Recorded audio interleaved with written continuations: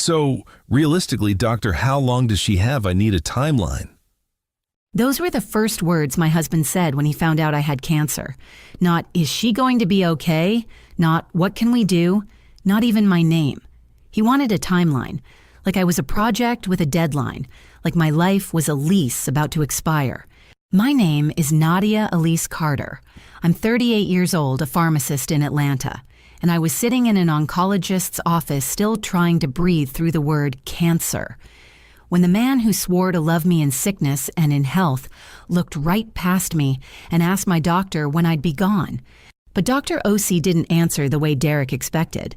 He slowly set down his pen, looked my husband dead in the eye with an expression I'd never seen a doctor make before, and said something that made the color drain from Derek's face like someone had pulled a plug. And that moment, that was the beginning of the end. Not for me, for him. Because Derek had no idea the woman he was already planning to bury. She was about to dig his grave instead. Before I tell you what that doctor said, the words that turned my husband to stone hit subscribe and drop a comment telling me where you're watching from. Because what happened next still gives me chills. Every single time. But to understand how I ended up in that chair, you need to know who I was before Derek Holloway decided my life had an expiration date. I grew up in Decatur, Georgia, about 20 minutes east of downtown Atlanta. It was just me and my mama, Lorraine Carter. My daddy left when I was 4, and mama never talked bad about him. Some people aren't built to stay baby. That's not your fault and it's not your burden. And then she raised me like she had something to prove to the whole world. Mama was a registered nurse for 32 years at Grady Memorial Hospital. Night shifts, mostly the kind that chew you up and spit you out. She'd come home at 7 in the morning smelling like antiseptic and exhaustion, but she'd still make me breakfast before I went to school. Scrambled eggs with cheese turkey, bacon, and toast with grape jelly. Every single morning. She never missed one. Not once in 18 years. But the real center of my childhood wasn't our little house on Candler Road. It was my grandmother's pharmacy, Carter Family Pharmacy on Flat Shoals Road, been there since 1978. My grandma, Doris Jean Carter, opened it with money she saved working 2 jobs for 11 years. In a time when black women owning businesses wasn't just hard, it was nearly impossible. My grandmother built something that lasted.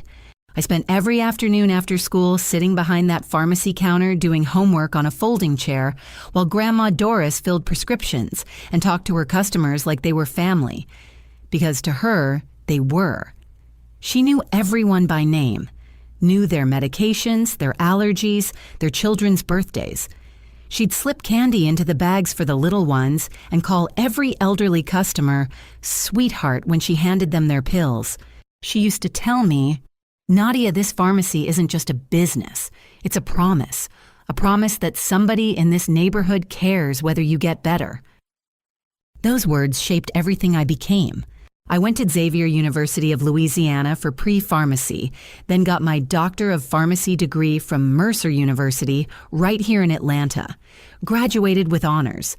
Mama cried so hard at the ceremony she had to borrow tissues from 3 different strangers. Grandma Doris sat in the front row in her Sunday best her back, straight as a ruler, smiling, like she'd just watched her whole life's purpose walk across that stage. I came home and worked alongside Grandma Doris for 6 years. Those were some of the best years of my life.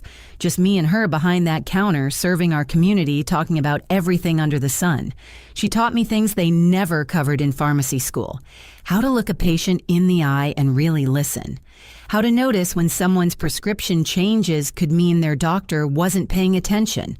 How to be more than just the person who counts pills and slaps labels on bottles.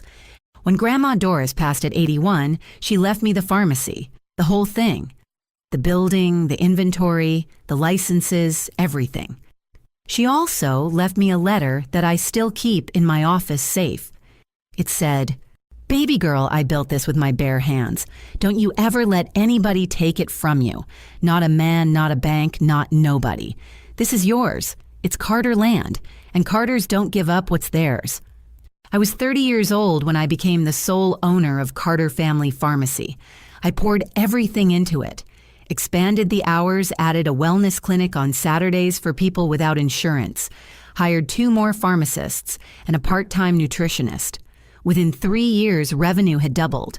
I even got featured in Atlanta magazine as one of the top independent pharmacies in the city.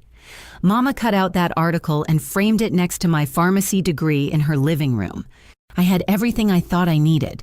A thriving business, a beautiful little house in Kirkwood that I bought with my own money, a mama who loved me fierce, and a community that felt like family.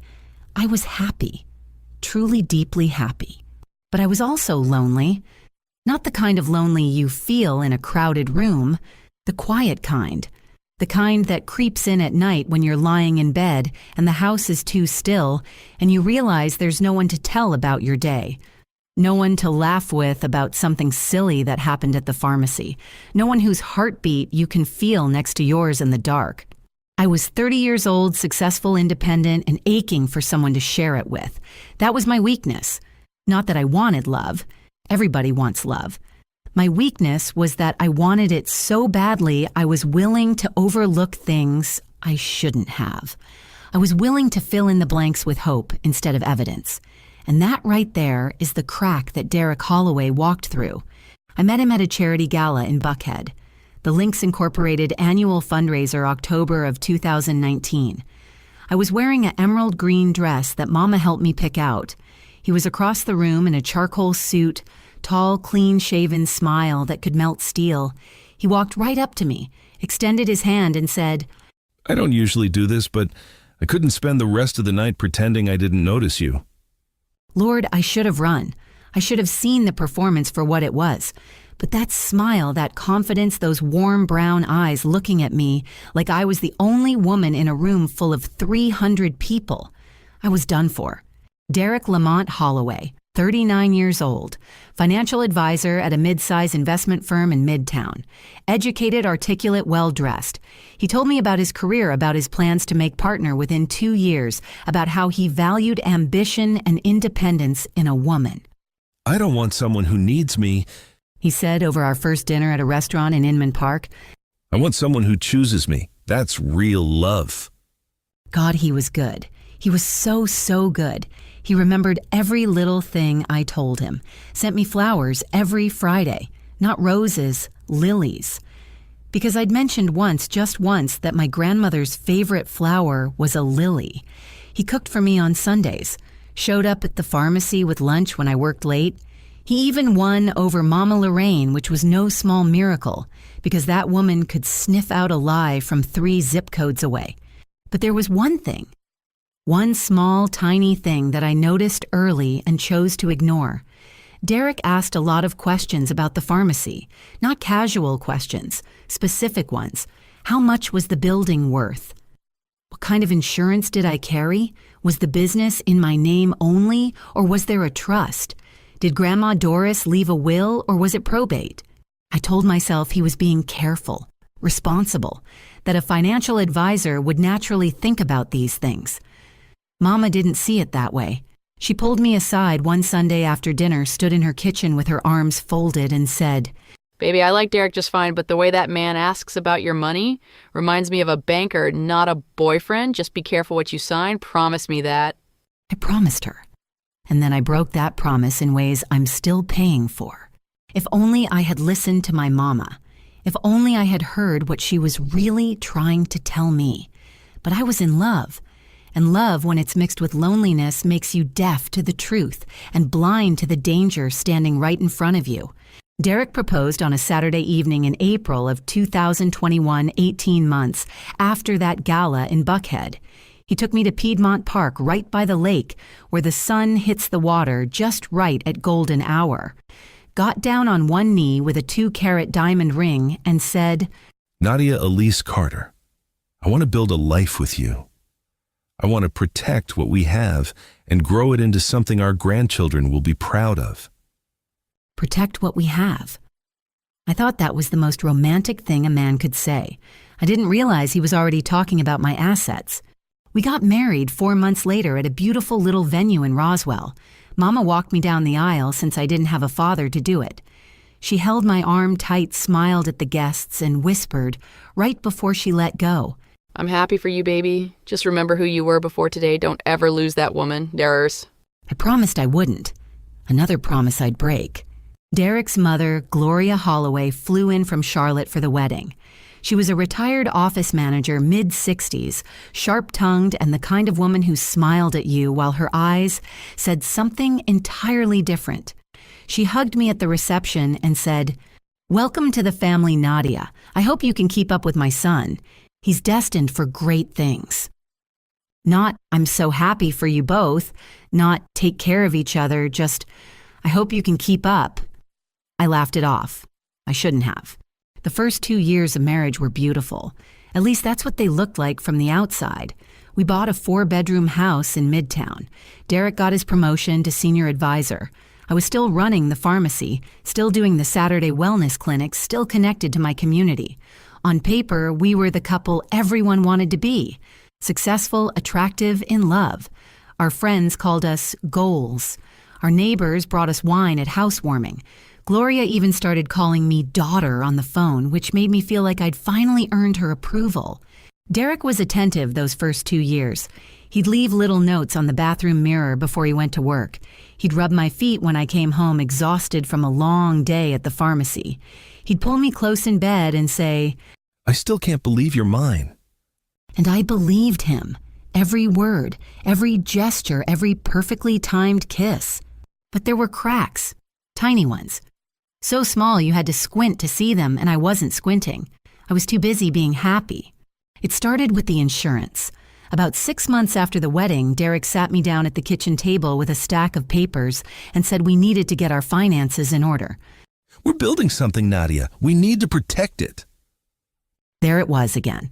That word, protect. He said we should both get life insurance policies. Made sense. He was a financial advisor.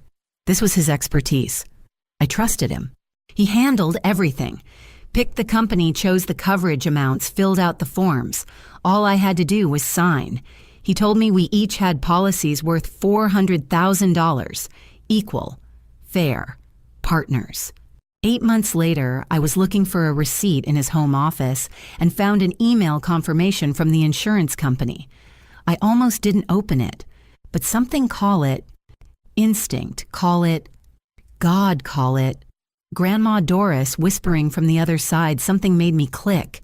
My policy wasn't $400,000, it was $1.2 million.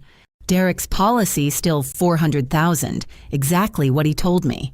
My heart did this strange little skip. Not panic, not yet. Just a flutter of something that felt like a question mark.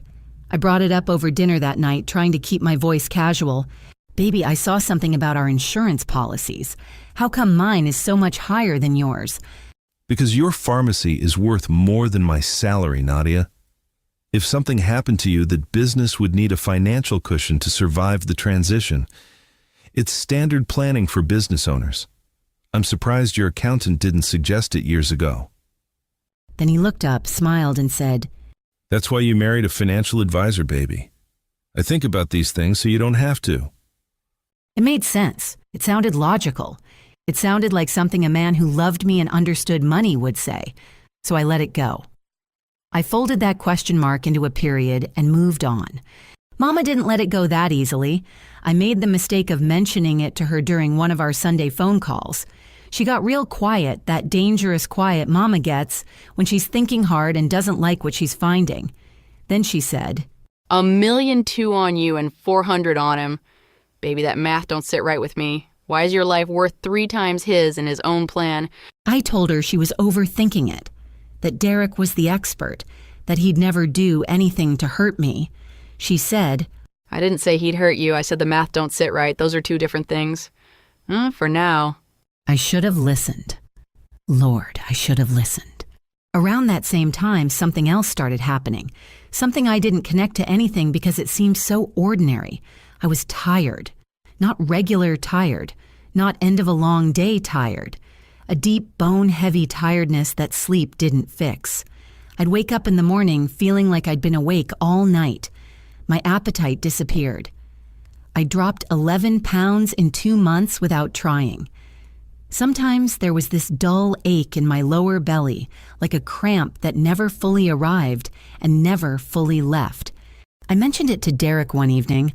I was lying on the couch, too exhausted to even reach for the remote, and I said, "Something doesn't feel right. I think I need to see a doctor." And here's what's strange. Here's what I didn't understand until much later. Derek didn't react the way a worried husband should. He didn't say, "Let's make an appointment tomorrow." He didn't touch my forehead or ask me to describe the pain. Instead, he got this look on his face, alert, focused, almost clinical. He pulled out his phone and started asking me questions. "When did it start? How often do you feel it? Have you lost weight? How much? Any family history of serious illness?" He was taking notes on his phone, like a doctor charting symptoms, or like an insurance adjuster documenting a claim. I told myself he was being thorough, caring, detail-oriented. That's what good husbands do right. They pay attention. But Derek wasn't paying attention to me. He was paying attention to my symptoms. There's a difference. A cold, calculated difference that I wouldn't understand until it was almost too late. But the worst was yet to come.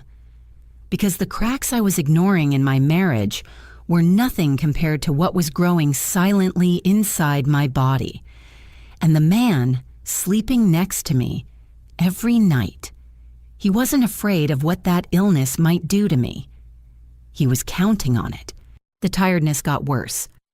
By January of 2024, I could barely make it through a full day at the pharmacy without needing to sit down.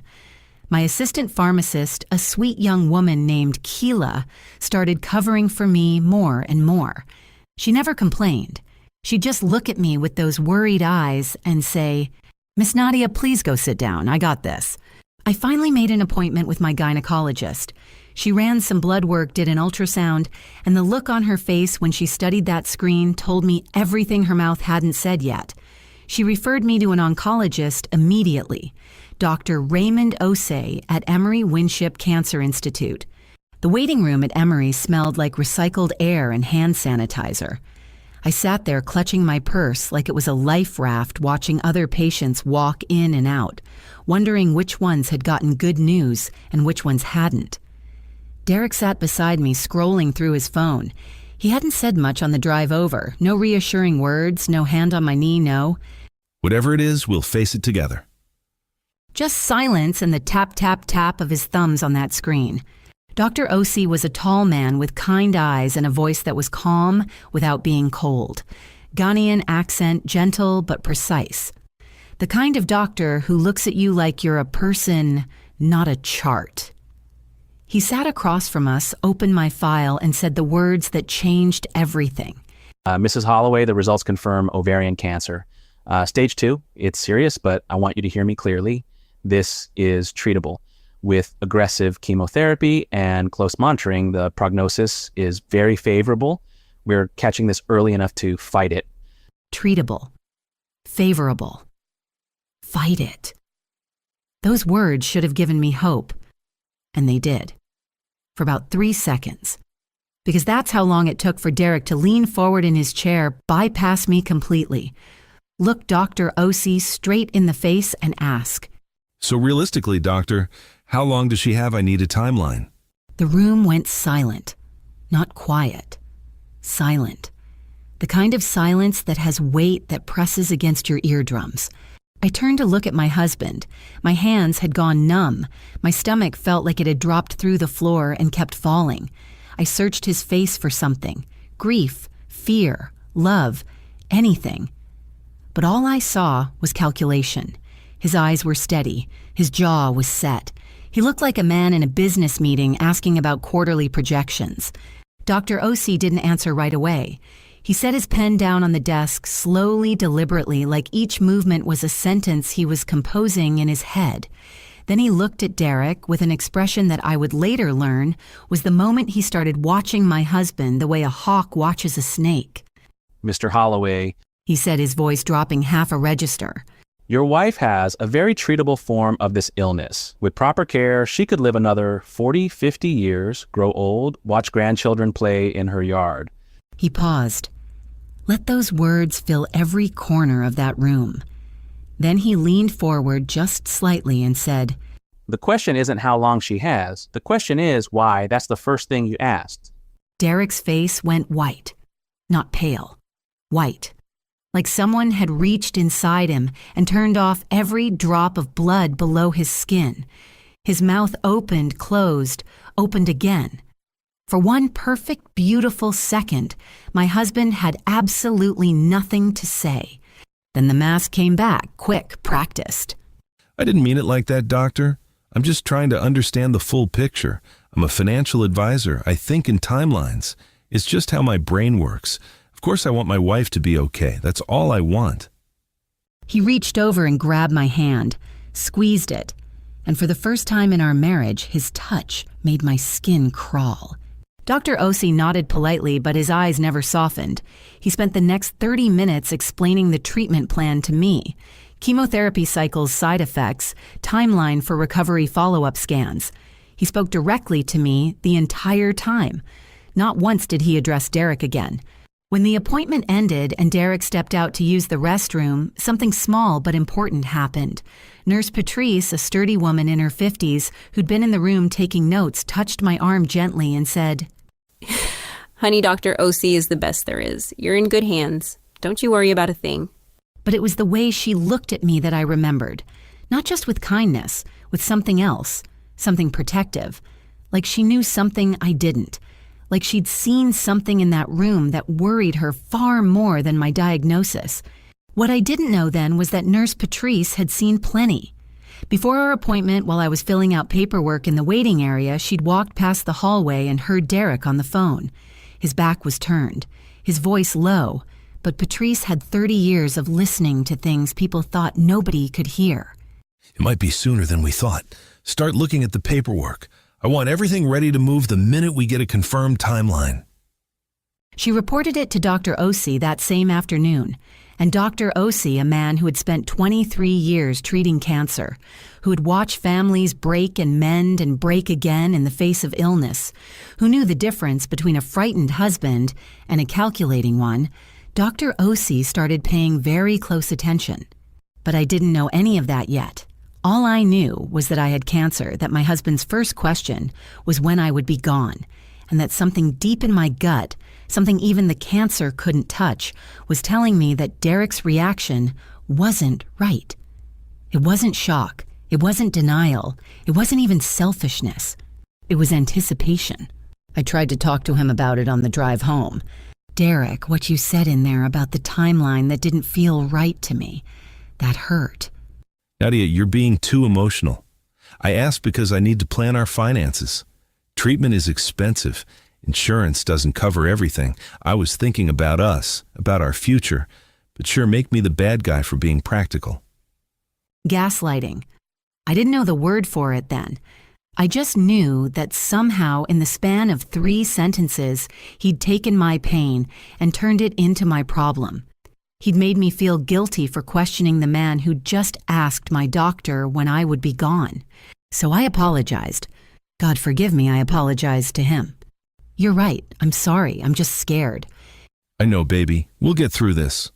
But the truth was already crawling under my skin, burrowing into a place where love couldn't reach it and denial couldn't silence it. Something was wrong with my husband. Not wrong like distracted or insensitive or bad with emotions. Wrong like dangerous. I believed him that day. I swallowed his explanation like medicine I didn't want to take. But Dr. Osi didn't believe him, and what the doctor was about to uncover would prove that Derek Holloway hadn't married me for love. He'd married me for a payout, and my cancer. That wasn't his worst nightmare. It was his business plan. Chemotherapy started the second week of February. If you've never been through it, I pray you never have to. They pump chemicals into your veins that are designed to destroy the thing that's trying to destroy you, but they don't discriminate. They burn through everything. Good cells, bad cells, your energy, your appetite, your hair, your dignity. Everything. The first session wasn't the worst. It was the hope that made it bearable. Dr. Osi said we were catching it early. He said the treatment would be aggressive but effective. He said the word remission like it was a destination we were driving toward, and all I had to do was stay in the car. Derek drove me to that first appointment. He walked me inside, held my hand in the waiting room, and even took a photo of us together. Me in my head wrap, him with his arm around me, both of us smiling into his phone camera. He posted it that night on social media with a caption that made me cry when I read it. My warrior queen, whatever this journey holds, I'm walking every step beside you, in sickness and in health. I meant those vows. 412 likes, 67 comments. People calling him a real man, a blessing husband of the year. His mother, Gloria, commented with 3 heart emojis and wrote, "That's my son, always putting family first." What nobody knew, what nobody could have known, was that 20 minutes after posting that photo, Derek went downstairs, sat in his car in our garage, and called Simone Park. I know this because months later, when I finally got access to his phone records, the call was right there. Posted the photo at 8:47 in the evening, called Simone at 9:11, talked for 23 minutes. But I'm getting ahead of myself. The second chemo session was harder. The third was brutal. By the fourth, I was a shadow of the woman I'd been. I lost my hair in clumps, woke up one morning and found it all over my pillow like something had shed its skin in the night. I stood in the bathroom mirror, patches of scalp showing through what was left, and I barely recognized myself. My cheeks were hollow. My skin had turned this grayish brown that made me look like I was fading. I'd lost 22 pounds. My clothes hung off me like they belonged to someone else. Someone bigger. Someone alive. Derek stopped driving me to chemo after the second session. Said his work schedule was too demanding. Said he'd arranged for a car service. But there was no car service. Mama Lorraine drove up from Decatur every single time, sitting in that waiting room for 4 hours with her Bible and a thermos of ginger tea she'd made for my nausea. She never missed a session. Not one. Meanwhile, Derek was disappearing, coming home later, sleeping in the guest room. You toss and turn too much at night, Nadia. The nausea noises wake me up. I need my sleep for work. He stopped touching me, stopped asking how I felt, stopped looking at me altogether. And then came the night that should have broken me. I was lying in bed after a particularly rough chemo session. My body ached so deep it felt like my bones were bruised from the inside. I couldn't keep water down, couldn't sleep, couldn't do anything but lie there and try to exist through the pain. I called out to Derek in the guest room, asked if he could bring me some ice chips and the anti-nausea medication from the kitchen counter. He came to the doorway, didn't come in. Just stood there, leaning against the frame, arms crossed, looking at me like I was an inconvenience that had overstayed its welcome. And he said, You're already half gone, Nadia. Look at yourself. Who's going to want a woman who looks like this? I want you to sit with those words for a second. I was lying in bed, fighting for my life, too weak to walk to my own kitchen, and my husband stood in the doorway and told me nobody would ever want me, while I was fighting cancer, while his ring was still on my finger. I turned my face into the pillow so he wouldn't see me cry. He walked away. I heard the guest room door close, and I lay there in the dark crying so quietly, my body barely moved because even my tears felt too tired to fall properly. That same week, Derek started pushing me to sign paperwork, a power of attorney document giving him authority over the pharmacy's finances.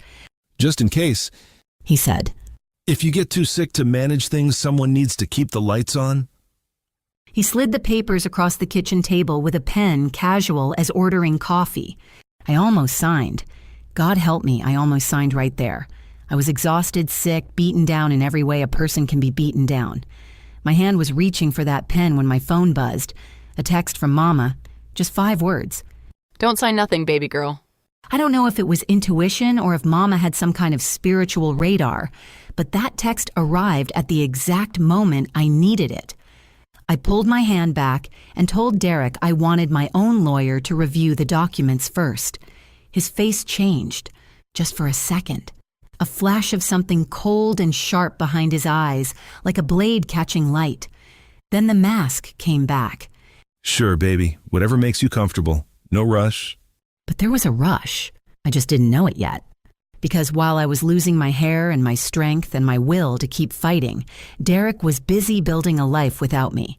He'd already consulted a divorce attorney, not recently. He'd first contacted one in September of 2023, 4 months before my diagnosis, before I even had symptoms. He'd also increased my life insurance policy again, quietly, without telling me, from $1.2 million to $1.8 million. The change was processed in November, 2 months before the cancer was confirmed.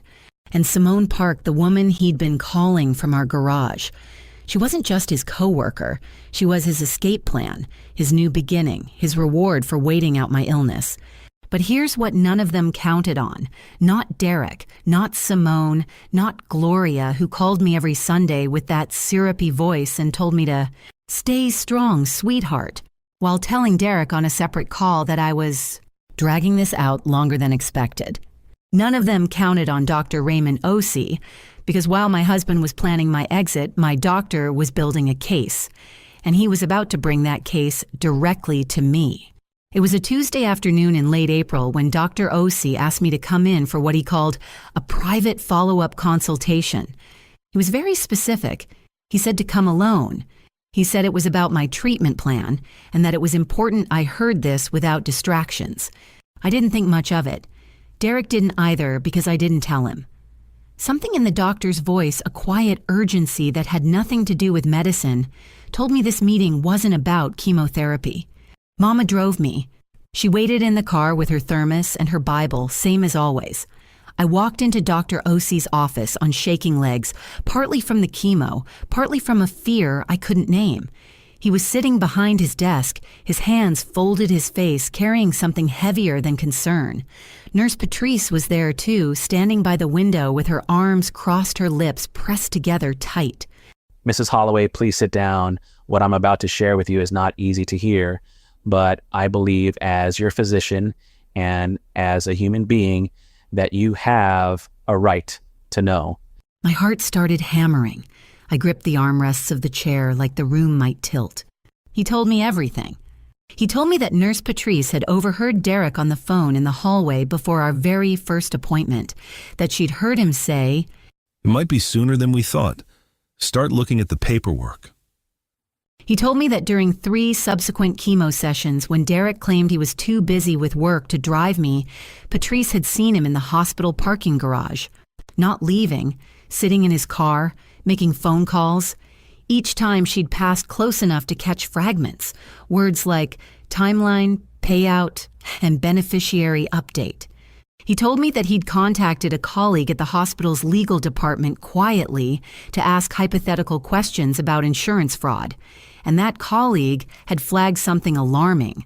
Someone matching Derek's description had called the insurance company's claims department twice in the past 2 months, asking detailed questions about the death benefit process. How long after a policyholder's passing before a claim could be filed? What documentation was required? Whether there was a contestability period? And then Dr. Osei told me the thing that made the floor disappear beneath my feet. Mrs. Holloway, I have reviewed your insurance records with the help of our patient advocacy team. Your husband increased your life insurance policy from $1.2 million to $1.8 million in November of last year. That was 2 months before your diagnosis. But here's what concerns me most.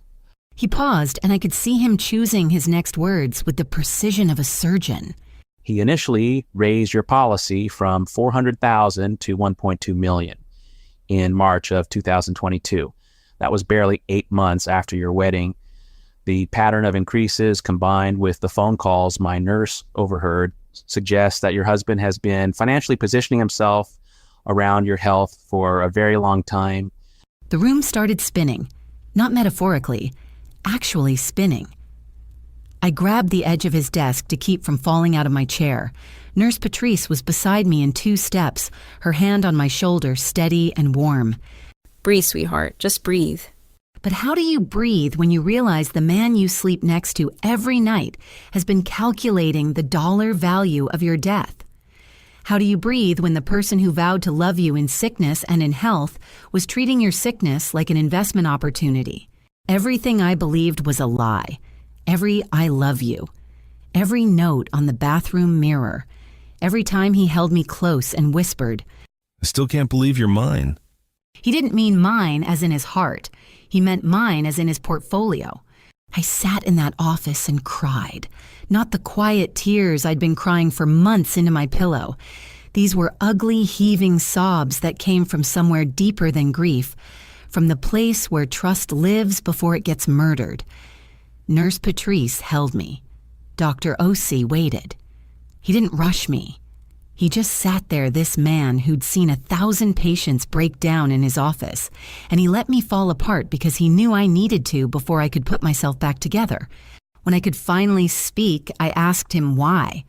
Why would Derek do this? Why marry me just to wait for me to get sick and collect money? I'm a doctor, not a detective, but I've been practicing for 23 years, and I know the difference between a husband who's terrified of losing his wife and a husband who's tracking her decline like a stock price. Your husband isn't scared, Mrs. Holloway. He's waiting, and that's a very different thing. He gave me a card. Attorney Vivian Cross, Family Law and Financial Fraud Litigation. This was recommended to me by our hospital's legal team. I suggest you call her today. And I strongly suggest you do not tell your husband about this conversation. I took the card with trembling hands and stared at the name. Vivian Cross. I actually knew her. We'd gone to Xavier together for undergrad, sat next to each other in organic chemistry. She used to borrow my notes and return them with doodles of judges in the margins because she always knew she'd end up in a courtroom. I hadn't spoken to Vivian in years. But something about seeing a familiar name on that card, a name connected to a version of myself that existed before Derek, before cancer, before all of this, gave me the first spark of something I hadn't felt in months. Not hope, exactly. Determination. I called Vivian from Mama's car on the way home, told her everything in one breathless, tear-soaked rush. She listened without interrupting, which is not something lawyers usually do. When I finished, the line was quiet for 3 seconds. Then Vivian said, Nadia, listen to me carefully. What you're describing sounds like insurance fraud at minimum and possibly something much worse. I need you to not confront him. Don't change your behavior. Don't let him know you know anything. Can you do that? I told her I could. Good, because we're going to need every advantage we can get. And right now, the biggest advantage you have is that your husband thinks you're too sick and too broken to fight back. Let him keep thinking that. I went home that night and sat across from Derek at the dinner table. He'd ordered takeout because he never cooked anymore. He talked about his day at work, about some client who was being difficult about his mother Gloria visiting next month. He smiled at me across the table and said, You look tired, baby. Maybe you should go to bed early. I smiled back, and for the first time, I wasn't smiling because I loved him. I was smiling because he had no idea what was coming, and that terrified me and empowered me in equal measure. But the doctor's revelation was just the first layer. What I found next, buried in Derek's digital footprint like a body under a shallow grave, made me realize my husband wasn't just waiting for me to pass away. He was building an entirely new life on the ashes of mine, and he'd been doing it for longer than I ever imagined.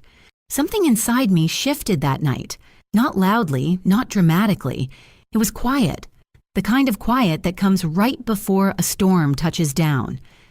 I lay in bed staring at the ceiling while Derek snored in the guest room, and I felt something cold and sharp replace the grief in my chest. Not anger. Not yet. Something deeper. Something that felt like my grandmother's voice saying, Carters don't give up what's theirs. The next morning I got up before dawn. My body hurt. The chemo was eating me alive from the inside, but I stood in front of that bathroom mirror, bald head, hollow cheeks, dark circles under my eyes, and I said to myself, You are not dying for this man. You are living for you. I started that day. Vivian worked fast. Within 48 hours, she'd filed a request for discovery of all financial records tied to our marriage, but we couldn't wait for the legal system to move at its own pace. I needed to know what I was dealing with now. So I did what any pharmacist who'd spent her whole life reading fine print and double-checking details would do. I searched. Derek had gotten sloppy, Or maybe he'd just gotten comfortable thinking I was too sick to notice. He'd left himself logged into his personal email on the old iPad we kept in the living room, the one he thought I never used because I had my own laptop. He was wrong. The first thing I found were the bank transfers. Over the past 2 years, Derek had moved over $150,000 from our joint accounts into a personal account at a different bank. Small amounts at first. $2,000 here, $3,000 there. Then bigger chunks. $10,000 in August, $15,000 in October, $20,000 in December, right before Christmas while I was lying in bed too sick to shop for gifts. The money trail led to more than just savings. There were credit card statements for restaurants I'd never been to, a hotel in Savannah for a weekend when Derek told me he was at a financial conference in Nashville, a jewelry purchase for $2,800 from a boutique in Buckhead, a necklace. Not for me. I hadn't received jewelry from Derek in over a year. And then I found Simone. She was in his contacts under the name S. Mitchell. Clever. Generic enough to look like a client. But the messages weren't about portfolios or investment strategies. They were about a life Derek was building without me. I scrolled through months of texts with hands that shook so badly I had to set the iPad down twice. The earliest message I could find was from June of 2023, 7 months before my diagnosis, which meant Derek had been seeing Simone before I even got sick. The messages started flirty, graduated to explicit, then settled into something worse than either of those. Domestic, comfortable. They talked about apartments Simone was looking at, about a trip to Turks and Caicos they were planning for the summer, about the future, their future. One message sent on the day of my very first chemotherapy session, February 14th. Valentine's Day made me physically ill. Derek had written, "She's at the hospital. Come over. I got you that necklace you've been wanting. Happy Valentine's Day, beautiful." While I was sitting in a chair with poison dripping into my veins, my husband was giving another woman jewelry in my house on Valentine's Day. But that wasn't even the worst of it. The worst was a photo. Derek had taken a picture of me sleeping in our bed after one of the hardest chemo sessions. I was bald, gaunt, an IV bruise on my arm, mouth slightly open, completely vulnerable, completely unaware. He'd sent that photo to Simone with a caption that I will carry in my memory for the rest of my life. "This is what I come home to every night. Can you believe it? She looks like a ghost. Can't wait until this is over and I can start actually living again." I set the iPad down, walked to the bathroom, and threw up everything in my stomach. Not from the chemo, from the betrayal. When I could breathe again, I called Vivian, told her what I found. She told me to screenshot everything, every message, every transfer, every receipt, every photo. Then she told me something else. "Nadia, I'm also going to need you to check for something specific. See if there are any communications between Derek and an attorney named Lawrence Kemp." "Who's that?" "He's a divorce attorney, a nasty one, specializes in high-asset separations. My investigator found records of a consultation between your husband and Kemp's office dated September of 2023. That's 4 months before your diagnosis." 4 months before I even knew I was sick, Derek was already planning the divorce. He wasn't reacting to my cancer. He'd been preparing for the end of our marriage long before the beginning of my illness. The cancer just changed his strategy. Instead of divorcing me, he decided to wait me out. Why split the assets when you can inherit all of them? Vivian also connected me with Angela Torres, a compliance officer at Derek's firm. Angela had been quietly investigating irregularities in Derek's client accounts for months. She discovered that Derek had been borrowing against client portfolios to fund personal expenses, a fireable offense, and possibly criminal. When Vivian reached out, Angela was ready to cooperate. The team was forming. Vivian on the legal side, Dr. Ose and Nurse Patrice as witnesses to Derek's behavior, Angela with evidence of professional misconduct, and me, the sick wife who wasn't supposed to fight back. I remember the night I finished compiling everything. It was almost 2 a.m. I was sitting on the bathroom floor because the chemo nausea had hit hard, but I had my phone in one hand and a glass of ginger ale in the other, and I was emailing Vivian the last batch of screenshots. My body was wrecked. My head was spinning. but my mind was clear, clearer than it had been in months. Mama called me the next morning like she could sense something had changed. You sound different today, baby. You sound like you. I feel like me mama, for the first time in a long time. What happened? I stopped being scared. She was quiet for a moment, then she said, That's my girl. That's Doris Jean Carter's granddaughter. I had the evidence. I had the team. I had my mama. Now I just needed to let Derek keep believing he was winning.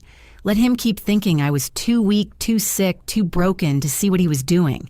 Let him parade around in his charcoal suits and his expensive cologne, smiling at me across the table, like a man who'd already collected his check. Because the sicker he thought I was, the safer he felt. And the safer he felt, the more careless he'd become.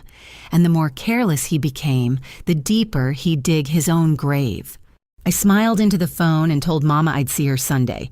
Then I put on my head wrap, walked downstairs, and made Derek breakfast. Eggs and toast, his favorite. He looked surprised.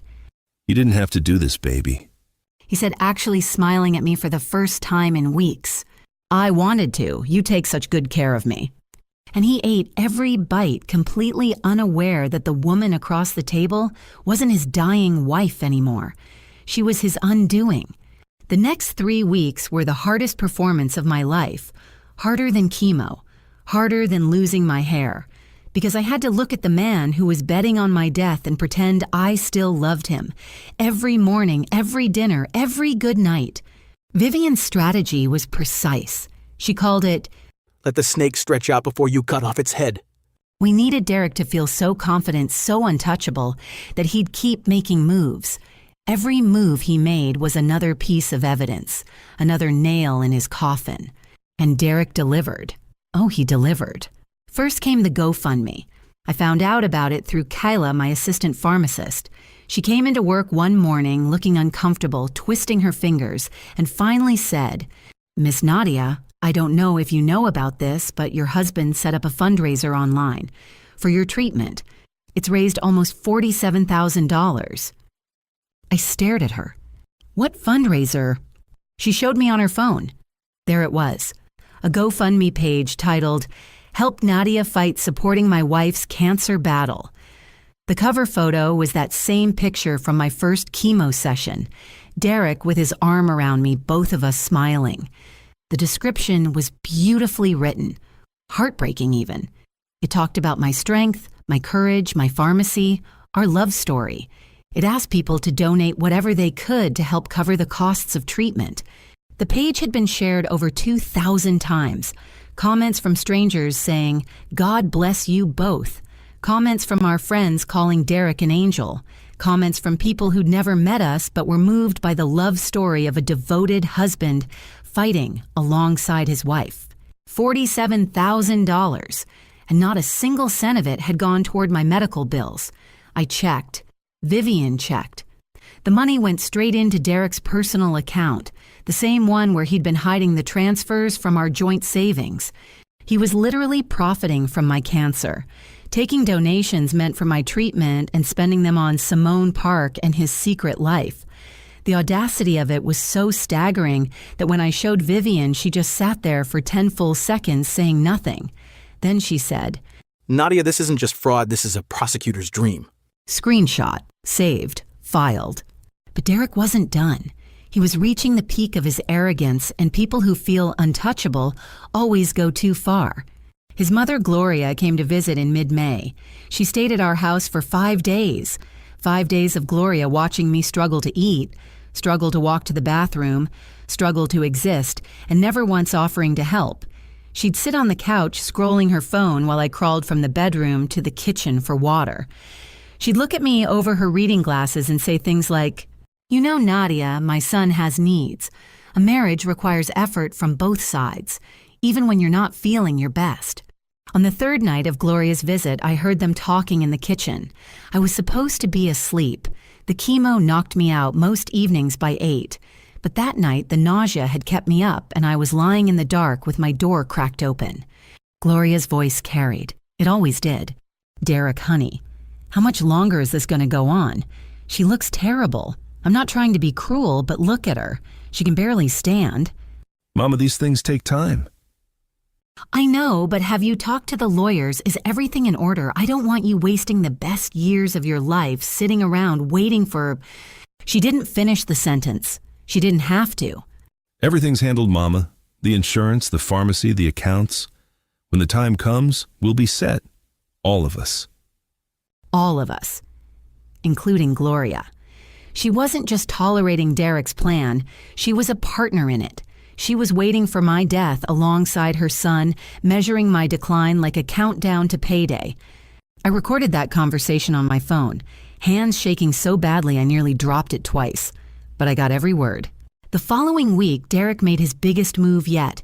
He filed a petition with the court claiming that my illness had rendered me incapacitated and unable to manage complex business operations.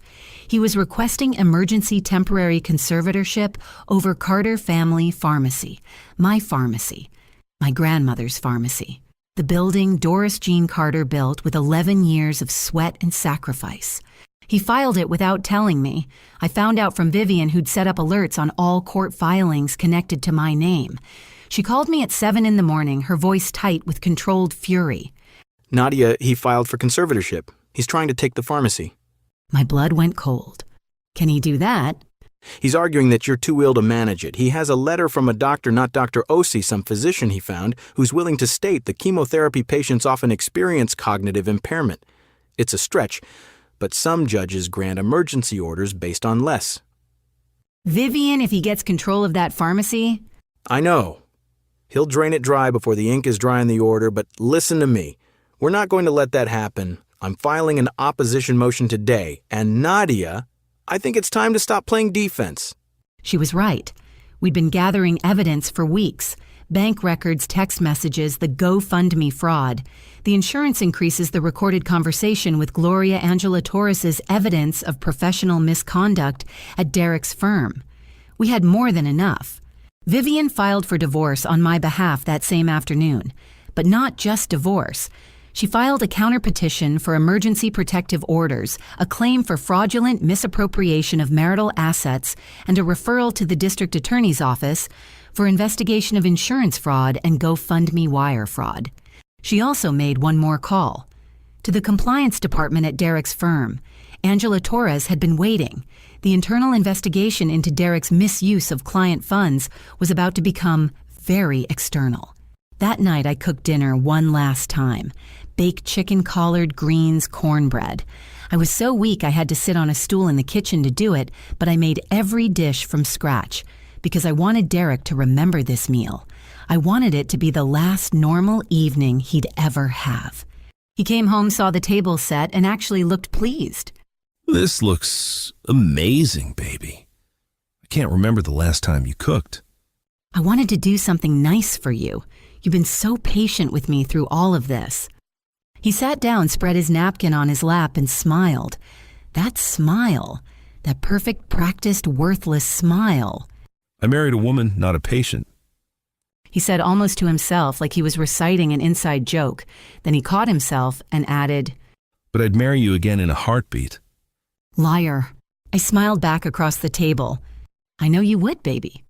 He had no idea that the papers he thought gave him everything were already being dismantled, that the conservatorship he filed would be denied, that the GoFundMe money he pocketed was now evidence, that the divorce filing was already stamped and entered into the system, that the insurance fraud investigation was already open. Derek Holloway sat at my grandmother's kitchen table eating my grandmother's recipes in a house bought with my money, planning to steal everything I'd built, and he looked at me with those lying eyes and said, This cornbread is perfect. I said, Thank you, baby. Enjoy every bite. And I meant that, because it was the last meal he'd ever eat as a free man who thought he had the world figured out. The hearing was set for a Thursday morning in June at the Fulton County Courthouse. Derek thought it was about his conservatorship petition. He thought he was walking in there to take my pharmacy. He dressed in his best suit, navy blue, gold cufflinks, fresh haircut. He looked like a man who'd already won. He even kissed my forehead that morning before he left and said, Don't worry about any of this, baby. I'm just making sure the pharmacy is protected while you focus on getting better. Protected. There was that word again. The word he'd used to build every lie, to justify every theft, to frame every betrayal. Protect. I got dressed too. Not in a hospital gown, not in the baggy sweatpants I'd been living in for months. I put on a black dress that Mama had brought me the week before. Simple. Elegant. I wrapped my head in a deep burgundy silk scarf that Grandma Doris had given me when I graduated pharmacy school. I put on earrings. I put on lipstick. For the first time in 5 months, I looked like Nadia Elise Carter. Mama drove me to the courthouse. She held my hand in the elevator and said, And you walk in there with your head up. You hear me, Doris is watching. I walked in with my head up. Derek was already seated at the plaintiff's table with his attorney, a slick-looking man named Lawrence Kemp. Derek saw me and his expression flickered. Surprise, maybe. He hadn't expected me to show up looking like a woman who still had fight in her. He'd expected the ghost, the skeleton in the head wrap who couldn't walk to the kitchen without help. Vivian was already at our table, her files organized in 3 color-coded folders. She looked at Derek across the aisle and smiled, the kind of smile a chess player gives right before checkmate. The judge was Honorable Sandra Whitmore, 60-something, sharp eyes, no nonsense. The kind of judge who'd seen every trick in the book and had 0 patience for any of them. Derek's lawyer went first. Kemp presented the conservatorship petition with dramatic flourish. He painted Derek as the devoted, heartbroken husband trying to protect his wife's business during her incapacitation. He cited the letter from the paid doctor about chemo-related cognitive decline. He presented Derek as a qualified financial professional who could manage the pharmacy's operations. He even mentioned the GoFundMe, positioning it as evidence of Derek's selfless dedication. Derek sat tall, nodding along his face arranged in perfect sorrow. The performance was flawless, Oscar-worthy. He dabbed at his eyes once with a folded handkerchief. Dabbed, like he'd practiced. Then it was Vivian's turn. She stood up slowly, buttoned her jacket, and then she dismantled Derek Holloway's entire existence in under 20 minutes. Your Honor, my client is not incapacitated. She's undergoing treatment for a very treatable form of cancer and is expected to make a full recovery. Dr. Raymond Osei, her oncologist at Emory Winship, will confirm this. Dr. Osei, seated in the gallery, nodded when the judge looked his way. What my client's husband has failed to disclose, Vivian continued, her voice steady as a heartbeat, is that he has spent the past 2 years systematically defrauding her. She opened the first folder. Bank records, wire transfers. $150,000 moved from joint accounts to Derek's personal holdings. $28,000 more spent on a woman named Simone Park. Dinners, hotels, a trip to Savannah. A $2,800 necklace purchased on the same day Nadia was undergoing chemotherapy. Derek's smug expression cracked. Just a hairline fracture, but I saw it. Second folder, the insurance records. Derek had tripled Nadia's life insurance within 18 months of their wedding, then increased it again 2 months before her diagnosis. He'd called the insurance company's claims department twice, asking about death benefit procedures. Phone records confirmed the calls. The hairline fracture became a canyon. Derek's hand moved to his tie, loosening it. Sweat appeared on his forehead like condensation on cold glass. Third folder, the texts. Vivian read selected messages between Derek and Simone. The Valentine's Day text about the necklace, the plans for Turks and Caicos, and then projected on the courtroom screen for everyone to see the photo of me sleeping bald and gaunt and defenseless with Derek's caption underneath. This is what I come home to every night. She looks like a ghost. Can't wait until this is over and I can start actually living again. The courtroom went dead silent. Judge Whitmore's face turned to stone. I heard someone in the gallery whisper, "Oh my God." I heard Mama inhale sharply behind me. And then Vivian played the audio, the kitchen recording, Gloria's voice. How much longer is this going to go on? Everything's handled, Mama. The insurance, the pharmacy, the accounts. When the time comes, we'll be set. All of us. Derek was shaking now, visibly shaking. His hands trembled so badly that he knocked over his water glass. It spilled across the table, soaking his carefully prepared documents. His lawyer Kemp sat frozen, his mouth hanging open, like a man who'd just realized he'd hitched his wagon to a sinking ship. But Vivian wasn't finished. She called her final witness, Simone Park. Simone had been subpoenaed. She walked in wearing a gray blazer and the look of a woman who'd already made her choice. She didn't look at Derek, not once. She sat in the witness chair, raised her right hand, and under oath confirmed everything. The affair, the financial transfers, the conversations about waiting for my health to decline, Derek's explicit statements about collecting the insurance and taking the pharmacy. He told me it would be over by summer. He said once she was gone, we'd have everything. The pharmacy, the insurance, the house. He said we'd move to Savannah and start fresh. Derek's voice cracked through the silence. Simone, don't do this, please. She didn't look at him. She just said, "I'm not going down with you, Derek." Judge Whitmore had seen enough. She denied the conservatorship petition outright. She granted Vivian's emergency motions. She froze all of Derek's personal accounts pending investigation. She awarded me exclusive use of the marital home and full control of Carter Family Pharmacy. And then she looked at Derek with an expression that could freeze a furnace.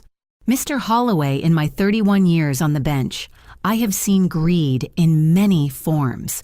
But profiting from your wife's illness, soliciting donations under false pretenses while she fights for her life, and positioning yourself to benefit from her passing is a level of moral bankruptcy that this court finds deeply repugnant.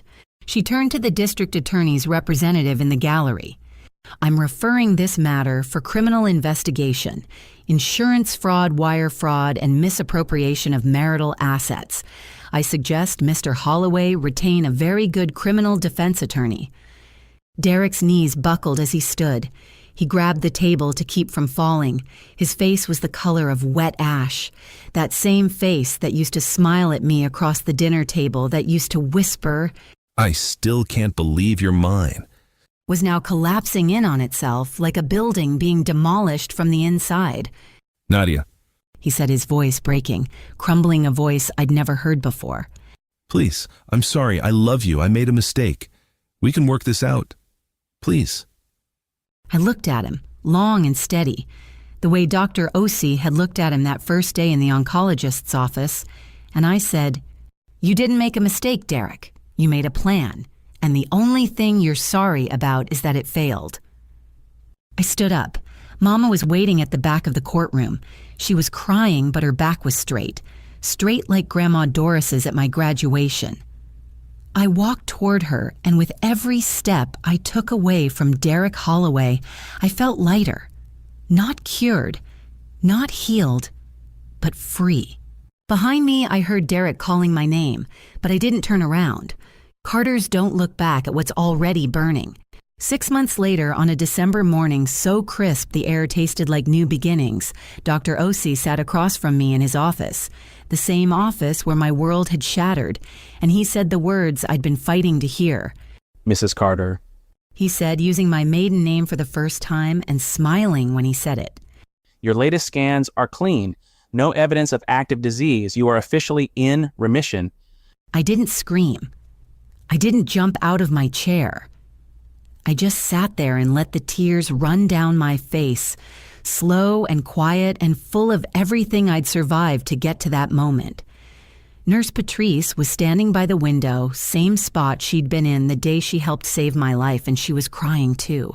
She walked over and hugged me so tight I could feel her heartbeat against mine. I knew it. I knew you were going to beat this, all of it. All of it.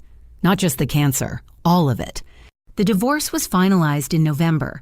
Vivian Cross had done exactly what she promised. The court awarded me full ownership of Carter Family Pharmacy, the marital home, which I sold because I couldn't sleep in a house haunted by Derek's lies, my full retirement accounts and compensatory damages for the funds Derek had stolen from our joint accounts. The GoFundMe money was recovered and donated to the cancer treatment fund at Emory Winship, where it would actually help patients who needed it. Vivian made sure of that. She said it was important that every dollar Derek had stolen went somewhere that mattered. Derek's criminal case moved forward without mercy. The district attorney charged him with insurance fraud, wire fraud for the GoFundMe scheme, and misappropriation of marital assets. His firm terminated him the day the charges became public, adding their own internal findings about misuse of client funds. The Georgia Department of Insurance revoked his license. He was disbarred from the financial advisory profession. Every door he'd ever walked through confidently slammed shut in his face, one after another, like dominoes made of consequences. Simone Park disappeared from Atlanta within a week of the hearing, moved back to her family in Virginia from what I heard. She didn't testify out of loyalty or remorse. She testified to save herself. The district attorney had offered her limited immunity in exchange for full cooperation. She took it without hesitation. Derek, the man who told her they'd start fresh together, was abandoned by his accomplice the moment the heat turned on. Karma has a sense of humor like that. And Gloria. Derek's mother, the woman who sat in my kitchen and asked her son how much longer while I lay sick in the next room. She discovered during the investigation that Derek had been borrowing against her retirement funds without her knowledge. $43,000 redirected to cover his tracks with Simone and the secret accounts. When she found out, she called Vivian's office directly and asked to make a statement against her own son. My son is a thief. He stole from his own mother. I raised him better than this, and I'm ashamed. I didn't feel satisfaction when I heard that. I felt something closer to pity. Gloria wasn't a good person in this story. She'd been complicit. She'd been cruel. But she was also a mother who finally had to face what her child had become. That's a pain I wouldn't wish on anyone. The last time I saw Derek was 3 months after the divorce was finalized. He was walking out of a convenience store on Peachtree Street. He'd lost weight. Not the kind you lose from exercise. The kind you lose from stress and sleepless nights and the slow erosion of everything you thought you were. His suit didn't fit right. His eyes were hollow. He looked like a man haunting his own life.